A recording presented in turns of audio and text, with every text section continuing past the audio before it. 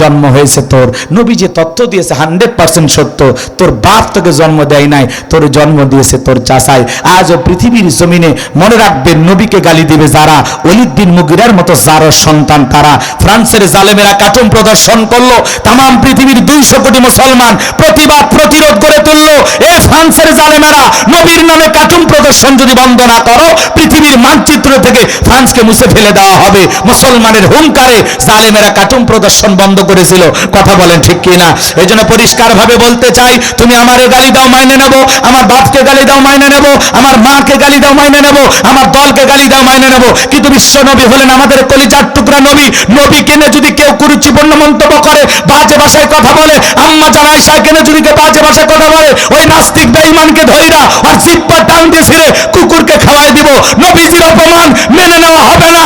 নবীর জন্য কারা কারা জীবন দিতে প্রস্তুত, হাত তুলে দেখান, হাত তুলে দেখান। লিল্লাহে তাকবীর, লিল্লাহে তাকবীর। হাত নামান।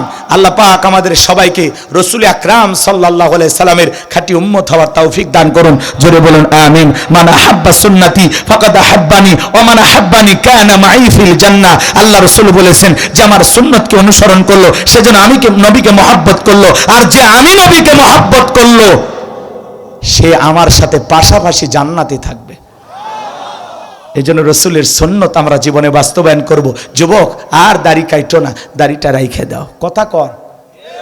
আপনাদেরকে বলতেছি, বাড়িতে যায়া বউকে সালাম দেন, রাস্তাঘাটে শিশু পাইলেও সালাম দিবেন, মানুষের সাথে ভালো আচরণ করবেন, নম্র ভদ্র কথা বলেন, উগ্র মেজাজি হবেন না, বদ মেজাজি হবেন না। এই জবান দিয়ে কখনো কোনোদিন কোনো মানুষকে ফাহিশা কথা বলে গালি দিবেন না। পারবো তো ইনশাল্লাহ? অনেক কথাই তো শুনলাম বাজান, এখন তাহলে দোয়ার দিকে যাই।